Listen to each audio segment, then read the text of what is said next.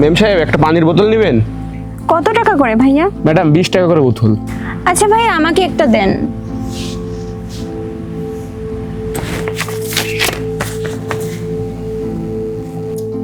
Madam আমার কাছে তো খুচরা নাই।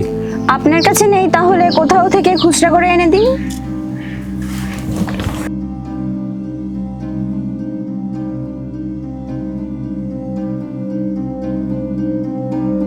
আরে আরে প্রীতি, ও তো পালিয়ে যাচ্ছে, দাঁড়াও আমি ধরে আনি।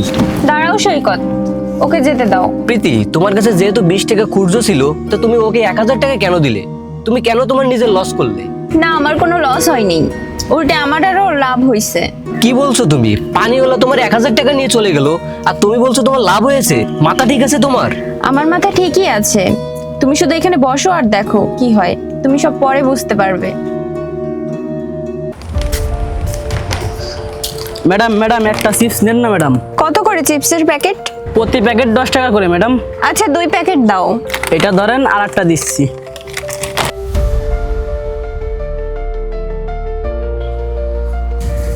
এই নাও। 1000 টাকা আমার কাছে তো খুচরা নাই ম্যাডাম। খুচরা তো আমার কাছেও নেই ভাইয়া, তুমি একটা কাজ করো, তুমি কোথাও থেকে গিয়ে খুচরা করে এনে আমায় দাও। আচ্ছা ঠিক আছে ম্যাডাম।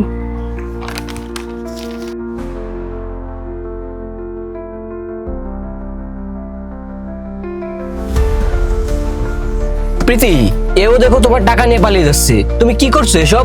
দাঁড়াও। আরে বাবা, তুমি একটু ঠান্ডা হয়ে বসো না, বললাম না ওদের পিছনে দৌড়ে কোনো লাভ নেই। প্রীতি, তুমি আবার 1000 টাকা লস করলে। তোমার যদি টাকা বেশি হয়ে থাকে তাহলে আমাকে দাও। আর আমার মনে হয় এগুলো আমারই টাকা, যেগুলো আমি কষ্ট করে ইনকাম করেছি, আর সেটা তুমি এভাবে দান করতেছো। আরে বাবা, আমি লস করতেছি না, হ্যাঁ আমি তোমার টাকাই খরচ করতেছি, কিন্তু একটু ওয়েট করো, সব বুঝতে পারবে। প্রীতি, আসলে কি চলতেছে আমাকে একটু বলবে? আমি তোমাকে বলবো না, আমি তোমাকে দেখাবো। এখানে আরামে বসে থাকো আর দেখতে থাকো, ঠিক আছে? তুমি জানো তুমি কি করতেছো? আমার না মাথায় কিছুই ঢুকছে না।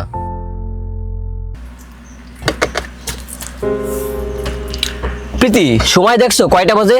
আধা ঘন্টা হয়ে গেছে, এখনো ওই লোক দুইটা আসলো না। তোমার মনে হয় ওরা আর আসবে? আরে প্রীতি, এই দুনিয়াটা না লোভী দুনিয়া। কাউকে যদি ফ্রি ফ্রি টাকা দেওয়া হয় তাহলে কি তারা আর আসে? তুমি টাকার কথা ভুলে যাও, ওরা আর আসবে না। আমারও মনে হচ্ছে ওরা আর কেউ আসবে না, তারপরও আমরা কিছুক্ষণ ওয়েট করি। ঠিক আছে। আপু আপু আমি না সকাল থেকে কিছু খাইনি, আমার অনেক ক্ষুধা লেগেছে। খাওয়ার জন্য কিছু টাকা দিবেন ম্যাডাম? এর বিনিময়ে আপনার গাড়িটা আমি পরিষ্কার করে দেবো, খুব সুন্দর করে পরিষ্কার করে দেবো। ভাইয়া, গাড়ি তো পরিষ্কারই আছে। দেখুন না আপু, আপনার কাছ থেকে তো আমি আর শুধু শুধু টাকা নিতে পারি না, এই সামনের কাছ থেকে অনেক ময়লা আছে, একটু পরিষ্কার করে দিই, অনেক ভালোভাবে পরিষ্কার করে দিব। ঠিক আছে, দেন তাহলে। ঠিক আছে আপু।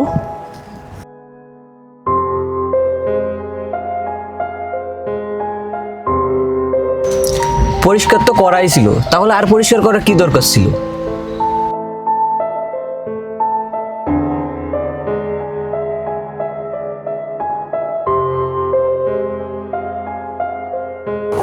আপু আমি ভালো করে পরিষ্কার করে দিয়েছি, আপনি দেখুন কোথাও কোনো ময়লা আছে কিনা। আচ্ছা ঠিক আছে, কত টাকা দিব আপনাকে? 20-30 টাকা দেন ম্যাডাম।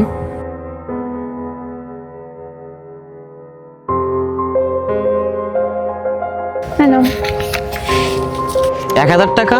আমি তো আপনার কাছে 30 টাকা চেয়েছি, 1000 টাকা আমার লাগবে না। হ্যাঁ সেটা তো আমিও জানি, কিন্তু আমার কাছেও তো খুচরা টাকা নেই, কি করব বলেন? থাক, লাগবে না আপু, আপনি রেখে দিন।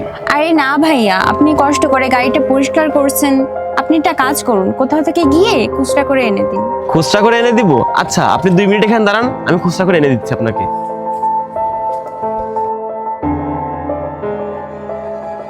দেখো এও চলে যাবে, আর আসবে না। একটু ধৈর্য ধরো না কিছু সময়, কে জানি কিছুক্ষণ পরে চলেও আসতে পারে। তোমার যা ইচ্ছা করো, এতক্ষণ তো বসেই আছি, আর না হয় কিছুক্ষণ তোমার কথা শুনে বসে থাকলাম। তোমার কিছু বলার দরকার নেই, চলো একটু বাইরে যাই। বাইরে যাওয়ার কি দরকার? এতক্ষণ তো গাড়ির ভিতর বসেই আছি, আর বসে থাকতে ভালো লাগছে না। আচ্ছা ঠিক আছে, চলো।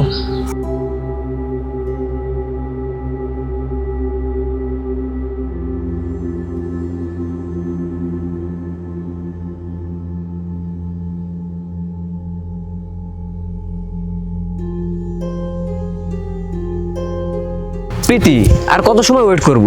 দেখো ওদের মতো এই লোকটাও আর আসবে না।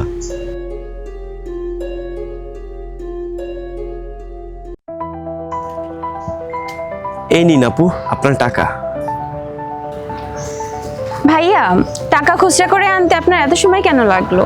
আসলে হয়েছিল কি আপু, আমি সামনে একটি দোকানে টাকা খুচরা করতে গিয়েছিলাম। সেখানে ওরা আমাকে চোর ভেবেছিল টাকাটা আমি চুরি করে এনেছি। তার একটু সামনের দোকানে গিয়েছিলাম, এই করতে করতে টাকাটা খুচরা করতে আমার লেট হয়ে গেছে। ভাইয়া, আপনি তো চাইলে এই টাকাগুলো নিয়ে পালিয়ে যেতে পারতেন, কিন্তু আপনার এসে এই টাকাগুলো ফেরত দেওয়ার কি প্রয়োজন ছিল? আপনি তো পুরো 1000 টাকা পেয়েছিলেন, আর আপনার তো অনেক লাভও হতো। কিন্তু আপনার এত সময় নষ্ট করে এত সব দোকানে গিয়েছেন শুধুমাত্র টাকা খুচরা করার জন্য। আরে আপু, এটা আপনি কেমন কথা বললেন? টাকাটা যদি চুরি করারই হতো আর মানুষকে ঠকানোর চিন্তা ভাবনা যদি আমার ভিতর থাকতো না, তাহলে আর আপনাকে আমি বলতাম না আপনার গাড়িটা আমি পরিষ্কার করে দিই। আমি কাজ করে সৎ পথে উপার্জন করতে পছন্দ করি, এভাবে চুরি করে নয়। কিন্তু ভাইয়া, আমি একটা কথা বুঝতে পারছি না, আপনি এই গাড়ি পরিষ্কার করে কয় টাকা বা ইনকাম করেন? আপনাকে দেখতে তো ঠিকঠাকই লাগতেছে, কিন্তু আপনি কোনো চাকরি কেন করেন না? আপু, আপনি ঠিক বলেছেন, আমি শিক্ষিত নই। আমি আর্থিক অবস্থার কারণে বেশি দূর পড়াশোনা করতে পারিনি। এর জন্য যেখানে যাই না কেন কোথাও আমাকে চাকরি দেয় না। তারপরে কি করব?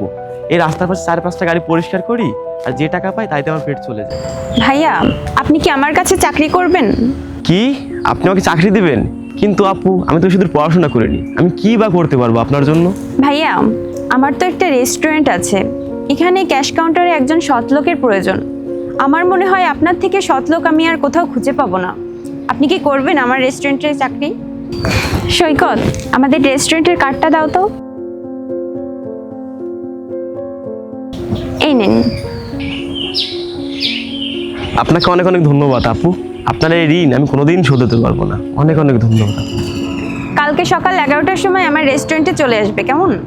আর হ্যাঁ, আপনার থাকা খাওয়ার দায়িত্ব আমরা নিচ্ছি, আর আপনাকে প্রতি মাসে 15,000 টাকা করে স্যালারি দিব, চলবে তো?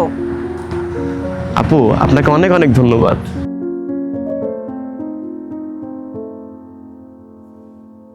চলো তাহলে।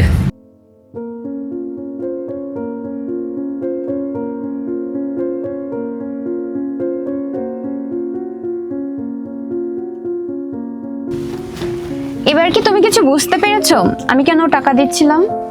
মেম সাহেব, তুমি সুন্দর হওয়ার সাথে সাথে অনেক বুদ্ধিমতীও বটে। এবার আমি বুঝেছি তোমার কাছে খুচরা টাকা থাকা সত্ত্বেও তুমি কেন ওদের 1000 টাকা করে দিচ্ছিলে। আসলে তোমার একটা পরীক্ষা ছিল, কে সৎ আর কে অসৎ। তুমি কোনো দাম ধ্যান করতেছিলে না। তুমি কি জানো সৈকত, আগের সপ্তাহে আমি 3 জন স্টাফকে তাড়িয়ে দিয়েছি। কেউ কেউ জিনিস চুরি করে, আবার কেউ কেউ টাকা চুরি করতে যেয়ে ধরা খেয়েছে। আসলে স্টাফ তো এখন অনেক পাওয়া যায়, কিন্তু সৎ কর্মচারী পাওয়া অনেক কঠিন। পরে আমি কি করব, এই প্ল্যানটা করলাম। আর এখন দেখো, এই লোকটির ভরসায় আমার রেস্টুরেন্ট রেখে আমি যে কোনো জায়গায় যেয়ে শান্তি পাবো। একদম সত্যি কথা বলছো। ঠিক আছে। তাহলে এখন যাওয়া যাক। আচ্ছা ঠিক আছে, চলো।